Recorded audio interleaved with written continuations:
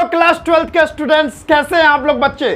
तो आज के इस वीडियो में हम लोग सॉलिड स्टेट का नेक्स्ट टॉपिक लेके आ गए हैं, जहां पर हम देखने वाले हैं वैल्यूज, यानी हमारा जो एटॉमिक रेडियस होता है डिफरेंट यूनिट सेल में, उसका एटॉमिक रेडियस का क्या वैल्यू होगा, है ना। और उसके बाद उसकी एज लेंथ की क्या वैल्यू होगी, अलग अलग यूनिट सेल में देखेंगे। जैसे FCC face centred unit cell में जो रेडियस होता है एटॉमिक रेडियस, उसकी क्या वैल्यू होती है ना। उसके साथ साथ हम देखेंगे बीसीसी यानी बॉडी सेंटर्ड यूनिट सेल में हमारा एज लेंथ की क्या वैल्यू होगी। ये सारा चीज आज के इस वीडियो में हम डिस्कस करने वाले हैं। यहां से न्यूमेरिकल्स भी आते हैं जेई और नीट में, तो खास करके ये बहुत सारे न्यूमेरिकल्स यहां से पूछ लिए जाते हैं। तो आइए आज का ये वीडियो हम स्टार्ट करते हैं। वीडियो को शुरू से लेकर अंत तक देखिए, तभी तो समझ आएगा।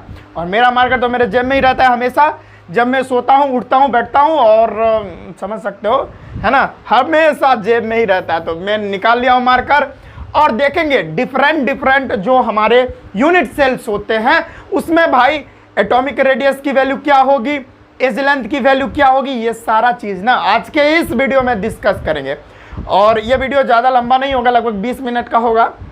उसके साथ इसका जो नेक्स्ट वीडियो होने वाला है, जिसमें हम बहुत ही इंपॉर्टेंट न्यूमेरिकल्स हम लोग डिस्कस करेंगे जो नीट में और जेई में आ चुके हैं। ठीक है, तो स्टार्ट करते हैं। और सीबीएसई में भी जो आ चुके होंगे वो भी डिस्कस करेंगे अगले वीडियो में। न्यूमेरिकल पार्ट्स अगला वीडियो हमारा होने वाला है। तो चलिए हम सबसे पहले फेस सेंटर्ड ले लेते हैं ना, एफसीसी बोले तो फेस सेंटर्ड यूनिट सेल नहीं, क्यूबिक सेल।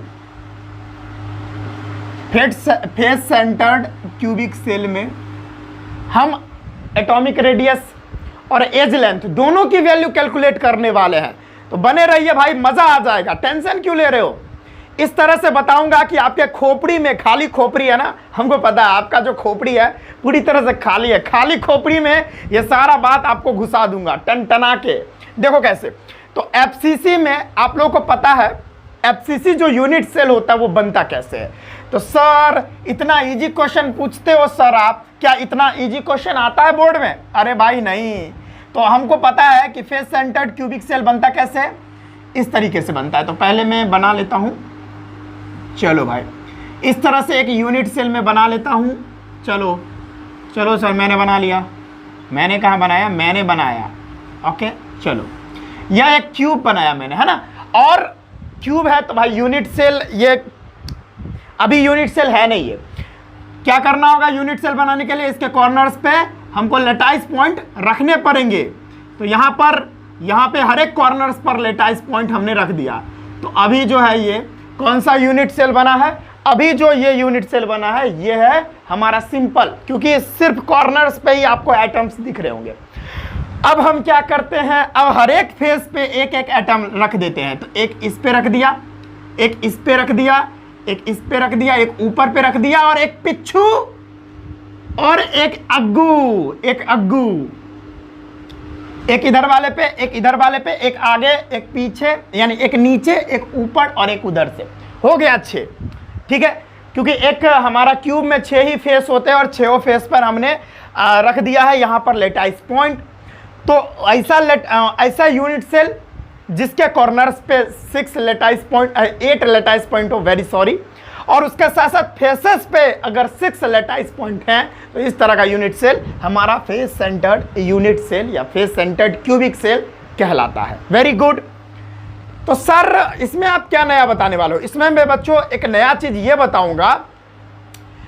अभी मैं क्या करता हूं, फिलहाल समझाने के लिए, क्योंकि आप कंफ्यूज हो जाते हो, है ना। समझ में आ रहा है? बहुत सारा जो फालतू बात होता है ना, वो वाली बातें, उसमें बिल्कुल कंफ्यूज नहीं होते, लेकिन यहाँ कंफ्यूज हो जाओगे। इसीलिए मैं यहाँ वाले जितने सारे लेटाइस पॉइंट मैंने बनाए हैं समझाने के लिए सिर्फ मिटा दे रहा हूँ। अब आप क्या देख रहे हो, यहाँ पर मैं बना देता हूँ बीचों बीच। चलो यहाँ पे अब आप क्या देख पा रहे हो, या मैं एक काम करता हूँ, एक लेटाइस पॉइंट ये वाले फेस पे मैं इस तरह से दिखा देता हूँ। अब आप क्या देख रहे हो, 1 2 3 4। मैं क्या करता हूं, कोई एक फेस बाहर, यहां देखो, ये एक फेस दिख रहा, ये दूसरा फेस दिख रहा, पीछे से तीसरा फेस, चौथा फेस, इस तरह से 6 फेस आपको दिख रहे होंगे। मुझे पूरे फेसेस से कोई मतलब नहीं है। मैं क्या करता हूं, सामने वाला एक फेस लेता हूं, बाहर निकालता हूं और यहां पे पटक देता हूं। मैं क्या करता हूं, ये एक फेस को लिया, पकड़ा ऐसे करके, घुचुक, यानी यहां से लेकर यहां पे सटा दिया। तो अब कैसा आपको ये हमारा ये जो फेस है वो दिखेगा, क्योंकि मैंने यहां से पकड़ा, घुसा दिया यहां पे। तो कैसे दिखेगा, यहाँ पे एक लेटाइस पॉइंट, यहाँ पे एक लेटाइस पॉइंट, यहाँ पे एक लेटाइस पॉइंट, यहाँ पे एक लेटाइस पॉइंट और एक लेटाइस पॉइंट इसके डायरेक्ट बीचों बीच है, यानी फेस पे है पूरा।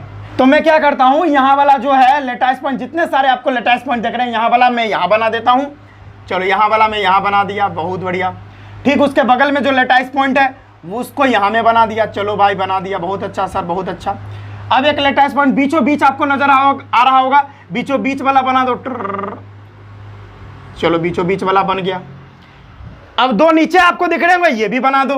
चलो एक मैंने यहां बना दिया, गोल गोल नहीं बन रहे हैं, कोई बात नहीं है, और एक मैं यहां बना देता हूं। बन गए, 5 ही लेटाइस पॉइंट बनाने थे, बन गया। 1 2 3 4 5। देखो भाई मैं एकदम धीरे धीरे इसीलिए समझा रहा हूं क्योंकि मुझे सबको समझाना है ना। बच्चे यहां पर हर एक टाइप के स्टूडेंट्स हैं, एवरेज है, बहुत कमजोर है और बहुत तेज भी बच्चे। तेज बच्चे तो एकदम तुरंत समझ गए सर क्या है, बहुत ईजी है ना। तो सारे स्टूडेंट को समझाना, इसी के लिए धीरे धीरे अच्छे से बता रहा हूं, ठीक है। क्योंकि भाई 2-3 दिन क्लास स्टार्ट किए हुआ ही है, तो एकदम धीरे धीरे से चलेंगे, फिर हम रफ्तार पकड़ेंगे। जब सारे स्टूडेंट्स हमारा लैंग्वेज समझने लगेंगे, है ना, हम किस तरह से समझाते हैं वो सारा चीज समझने लगेंगे, तो हम रफ्तार पकड़ेंगे। अभी एक ही गियर में हम लोग चल रहे हैं। अब मैंने 5 लेटाइस पॉइंट बना दिया। अब मैं क्या करता हूं, ये जो लेटाइस पॉइंट है, ये दोनों, ये लेटाइस पॉइंट को ए मानता हूं, ये लेटाइस पॉइंट को बी मानता हूं, और यहां भी एक लेटाइस पॉइंट दिख रहा होगा, इसको मैं सी मान लेता हूं। अब आपको पता है ये दोनों लेटाइस पॉइंट है, इस दोनों को हम कनेक्ट करेंगे। तो 2 लेटाइस पॉइंट को जो कनेक्ट करता है, 2 लेटाइस पॉइंट के जो बीच का डिस्टेंस होता है उसको हम लोग क्या बोलते हैं, आप लोग को पता होगा। 2 लेटाइस पॉइंट के बीच का डिस्टेंस हमारा एज लेंथ होता है, जिसको हम यहां पर ए से दिखाएंगे। किससे दिखाएंगे भाई, ये दोनों, मैं एक दूसरा मार्कर ले लेता हूं, इस दोनों के डिस्टेंस को हम ए से डिनोट करते हैं। सिमिलरली आप एक और चीज आप नजर आ रहा होगा आपको कि यहां बी से लेकर सी तक, देखो ध्यान से, बी से लेकर सी तक की जो डिस्टेंस है ये भी तो एज लेंथ है, क्योंकि 2 लेटाइस पॉइंट के बीच का ये डिस्टेंस आपको नजर आ रहा होगा, है ना। तो ये भी हम ए से इसको सूचित करेंगे क्योंकि ये भी एज लेंथ ही है, ठीक है। तो यहां से लेकर यहां तक की जो डिस्टेंस है हमारी वो भी ए ही कहलाएगी, क्योंकि ये भी तो है एज लेंथ। अब क्या करो, ए बी सी आपको दिख रहा होगा, एक ट्रायंगल बनता हुआ नजर आ रहा होगा 90 डिग्री का, है ना। यहां पर हम पाइथागोरस थ्योरम लगाएंगे, लेकिन इससे पहले हमको ए और सी को जोड़ना पड़ेगा, कनेक्ट करना पड़ेगा। तो जोड़ लो भाई, जोड़ लो, बढ़िया से जोड़ लिया हमने, एक ट्रायंगल बन गया। अब ध्यान दो आप, इन ट्रायंगल, अब चलो ट्रायंगल के हिसाब से चलो, इन ट्रायंगल ए बी सी में आप देखो, ए बी सी में आपको क्या नजर आ रहा है, ए सी। अब इसमें क्या है, पाइथागोरस थ्योरम पुट करो। पाइथागोरस थ्योरम क्या हो जाएगा, A C square equal to A B का स्क्वायर, प्लस बी सी का स्क्वायर, है ना, ए मिट गया है। तो A C square equal to क्या हो जाएगा, ए और बी की वैल्यू कितनी है, ए हमने मानी है अभी, क्योंकि दोनों के बीच का डिस्टेंस, ये दोनों लेटाइस पॉइंट के बीच का डिस्टेंस कितना है, ए है। तो यहां पर ए बी की जो वैल्यू है वो ए हो जाएगी, लेकिन यहां पे स्क्वायर है तो ए स्क्वायर, और प्लस में बी सी की जो वैल्यू है वो भी ए ही है, तो यहां भी ए स्क्वायर हो जाएगा। तो A C square equal to क्या हो जाएगा, ए स्क्वायर, ठीक है भाई। 11 मिनट की अप्रॉक्सिमेट वीडियो बनी है और इतने देर में 3 बार लाइट कट गई भाई। बहुत दिक्कत के साथ ये वीडियो आ रही होती है, ठीक है ना। गांव में रहते हैं ना, गांव में बहुत ही ज़्यादा लाइट की प्रॉब्लम रहती है ना। तो A C square equal to 2a square हो गया। बहुत बढ़िया सर, यहाँ तक आप कर लिए। अब क्या, अब ध्यान दीजिए एक बात, यहाँ पर ये जो आप एटम देख रहे हैं और ये जो एटम देख रहे हैं और ये जो एटम देख रहे हैं, इस तीनों एटम को उठाते हैं, कच यहाँ पे रख देते हैं। ये तीनों एटम को हम उठाते हैं और यहाँ पे रखते हैं। देखिए, एक एटम को यहाँ पे, दूसरे एटम को यहाँ पे और तीसरे एटम को यहाँ पे रख दिया। सर्कल टाइप का है। तो देखो भाई, यहाँ पर आधा ही है, तो यहाँ इस तरह से है, इस तरीके से है, लाइन इस तरह से है ना, लाइन आधा ही है, ठीक है। चलो, तो देखो ये सर्किल है तो ये आधा इसका रेडियस हो जाएगा, यहाँ है तो ये आधा रेडियस और ये आधा रेडियस मिला के 2r हो जाएगा, और यहाँ तक की रेडियस भी r हो जाएगी। तो total r r r r मिला के ये पूरे का जो हम अगर लेंथ देखना चाहे तो 4r लिख सकते हैं। काहे नहीं सर, बहुत इजी है, बहुत इजी है। तो ये हमारा a था और ये हमारा c था, तो हम a से c की जो लेंथ है वो हम 4r नहीं लिख सकते, डेफिनेटली लिख सकते हैं, क्योंकि देखो ये r होगा, ये यहाँ पर अगर ये सेंटर है तो ये r और ये r, और यहाँ पर ये भी आधा है तो ये r हो जाएगा, क्योंकि पूरा तो डायमीटर हो जाएगा। r r r r 4r मिला के AC की जो प्रॉपर लेंथ होगी वो 4r हो जाएगी।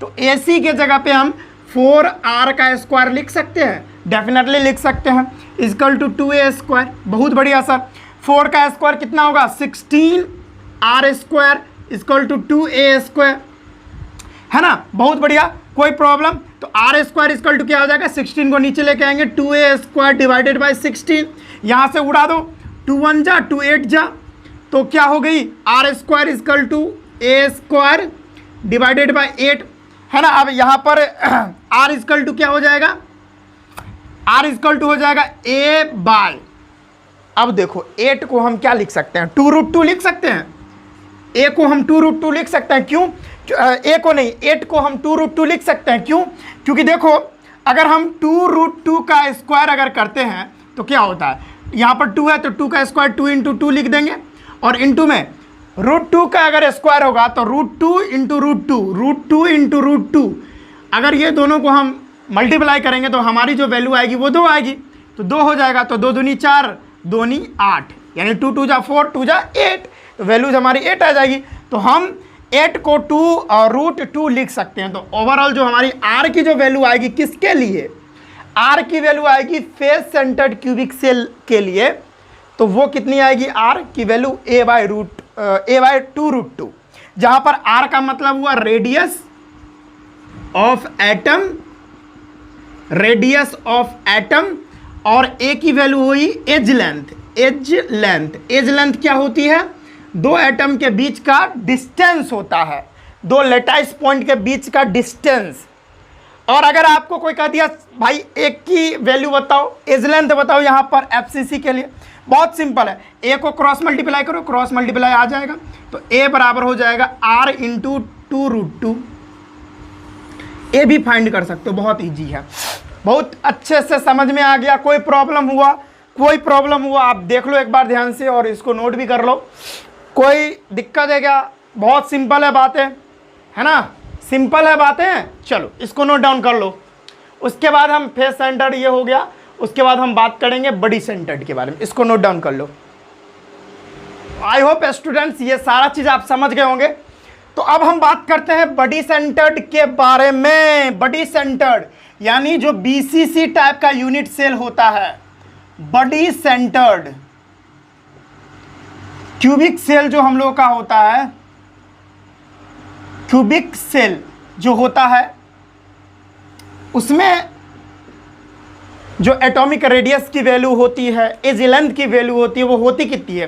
देखो ये सारा जो वैल्यू है ना वो न्यूमेरिकल सॉल्व करने में हम लोग को काफ़ी ज़्यादा हेल्प करने वाला है, मज़ा आ जाएगा न्यूमेरिकल में। ये देखो ये क्या है ना कि ये सारा वैल्यू, r की वैल्यू, a की वैल्यू आप लोगों को ना पुट करना है, क्योंकि न्यूमेरिकल्स आएंगे तो वहाँ पर बताएगा हाँ भाई इसका जो एटम है उसका रेडियस भाई इतना पिकोमीटर है, तो भाई एज लेंथ बताओ। ये सारा चीज़ कैलकुलेट करने में ये वैल्यूज़ बहुत हेल्प करने वाली है, इसीलिए हम फाइंड कर लें।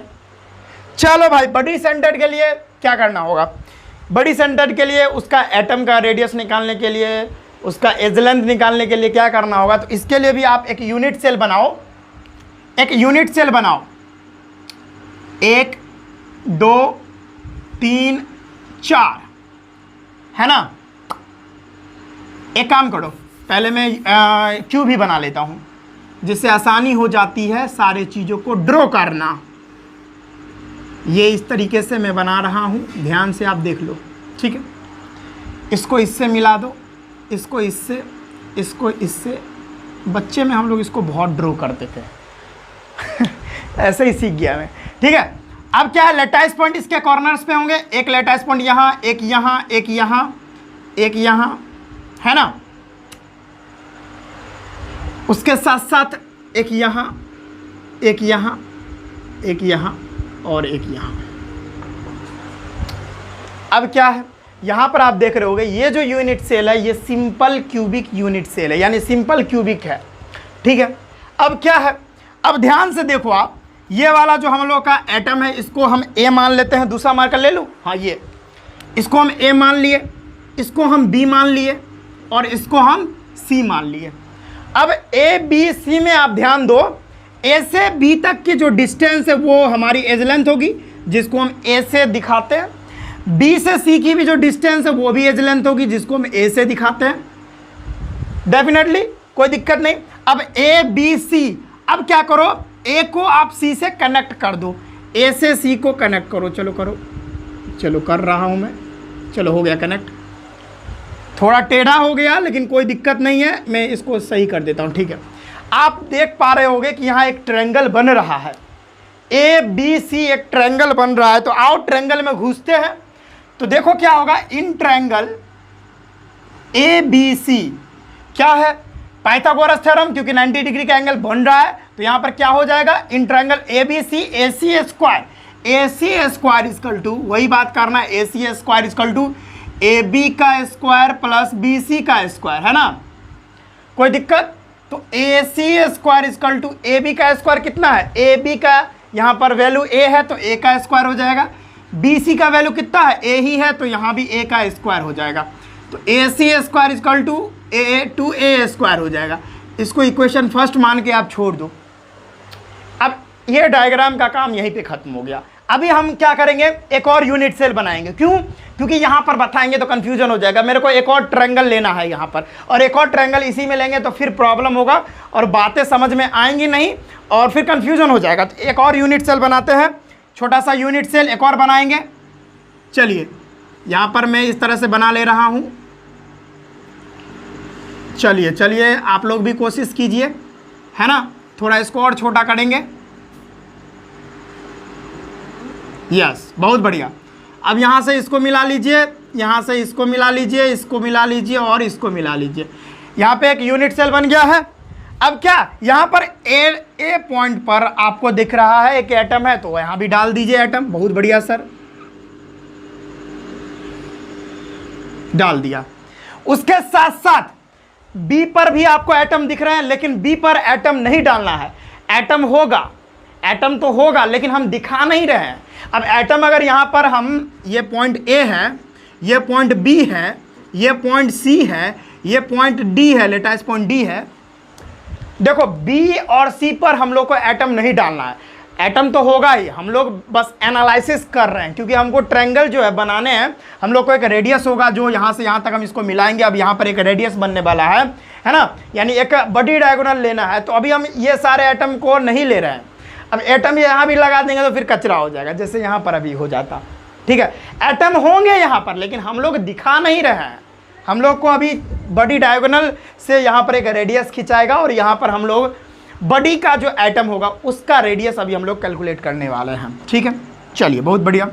तो बी पर नहीं डालेंगे एटम, सी पर नहीं डालेंगे, एगो एटम होगा डी पर। तो उससे भी पहले एक बड़ी के बीचों बीच, यानी ये जो यूनिट सेल है इसके बीचों बीच एक एटम डालना है मेरे को। चलो डाल दो।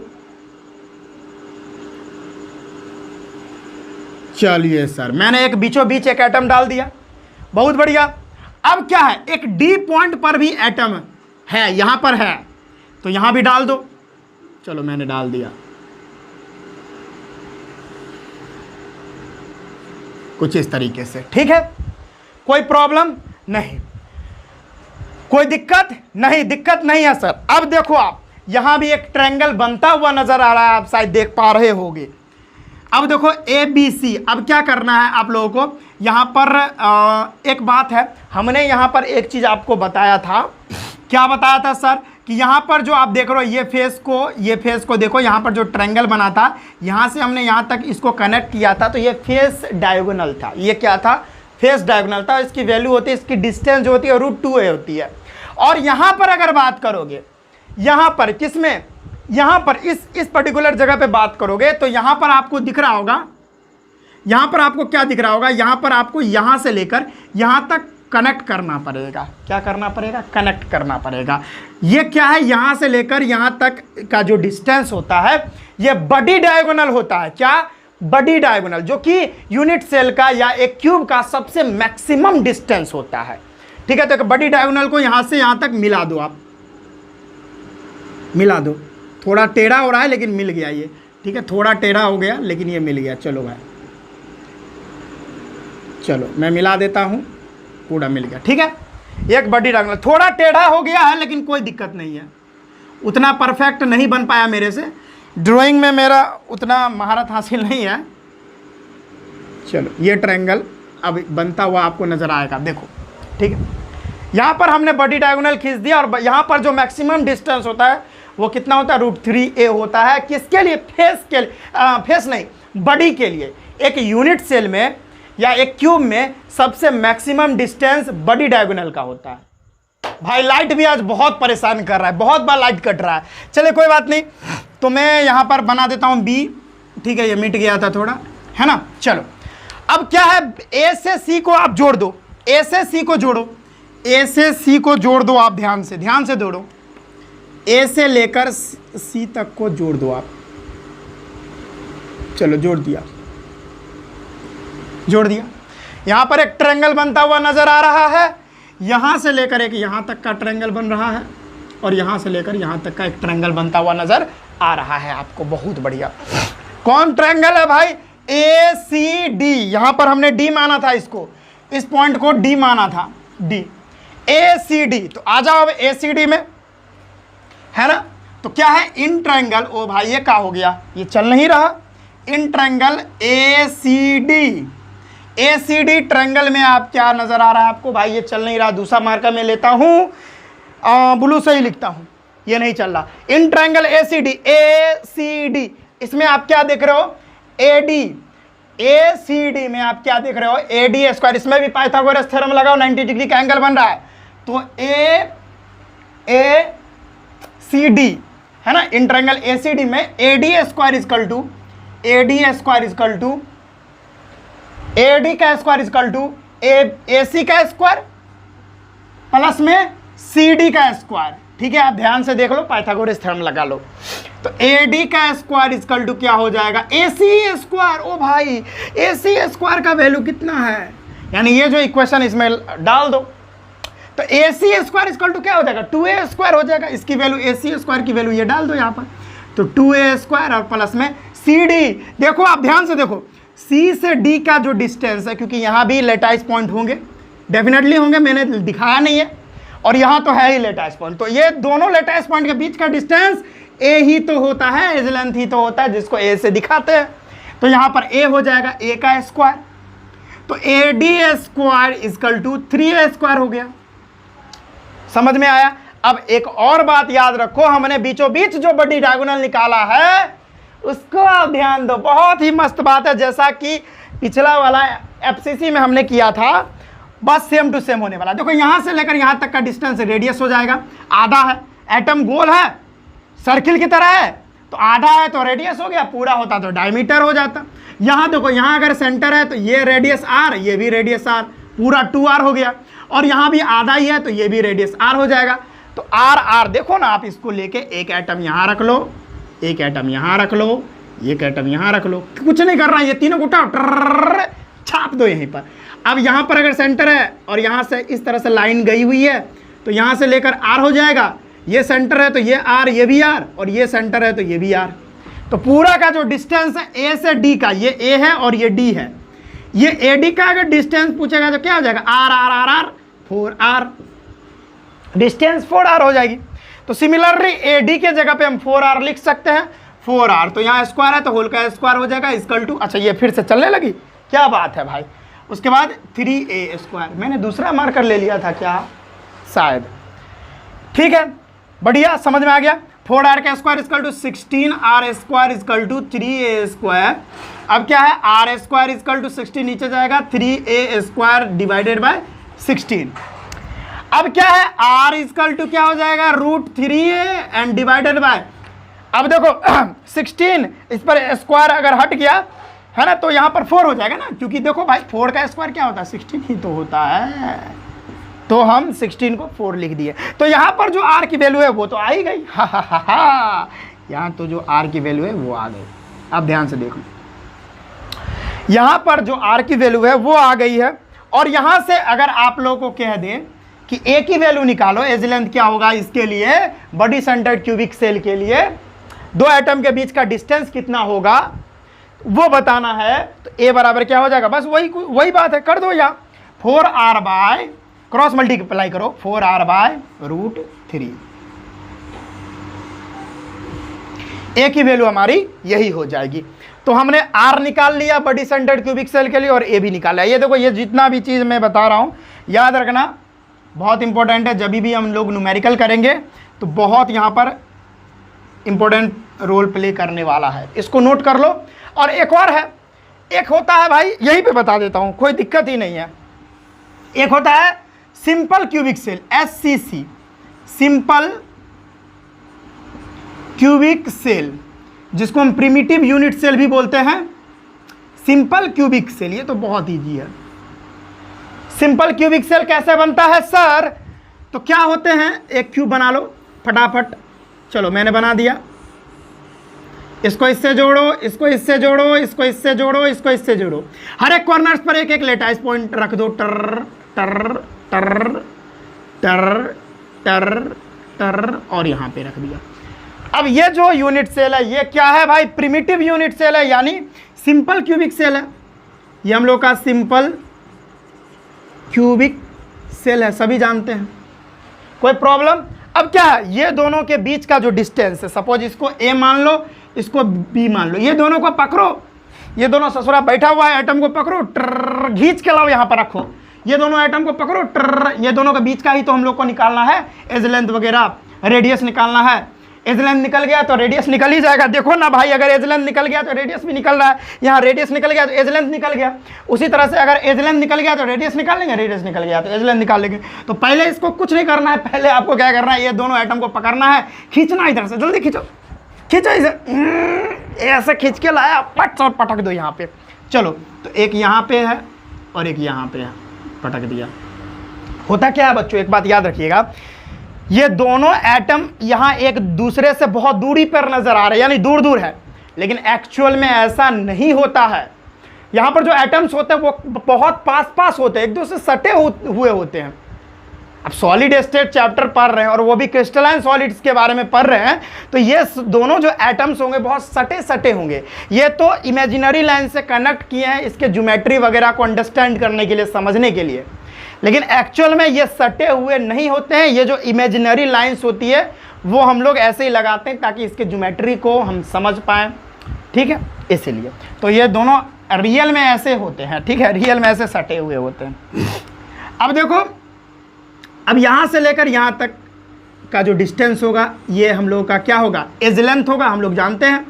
दो एटम्स के बीच का जो डिस्टेंस होगा, यानी दो लेटाइस पॉइंट के बीच का डिस्टेंस होगा, उसको हम एज लेंथ बोलते हैं।